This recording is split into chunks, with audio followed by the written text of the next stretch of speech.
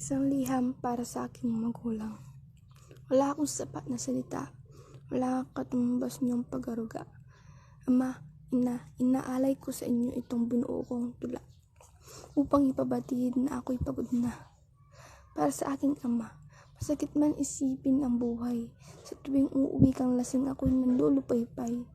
Itay, pagbabago mo na lang ang hinihintay para ang mga anak mo'y maging matagumpay.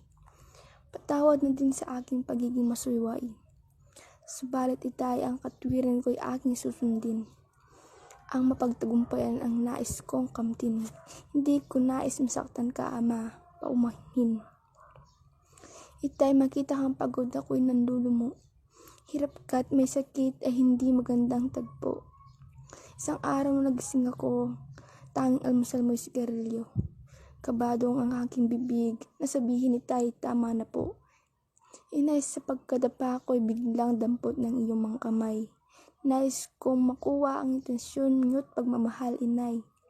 Sabik na marinig ang pagtawag mong anak ko na malumanay.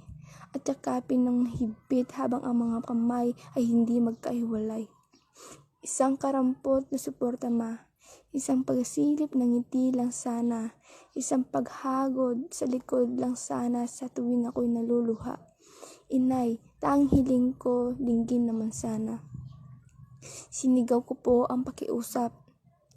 Kung sana'y marinig. Iniyak ko po ang sakit habang hinaampas ang sahig. Gusto ko sanang yumakap sa iyong bisig at sabihin na ang anak mo po ay pagod na't kailangan ng pag-ibig.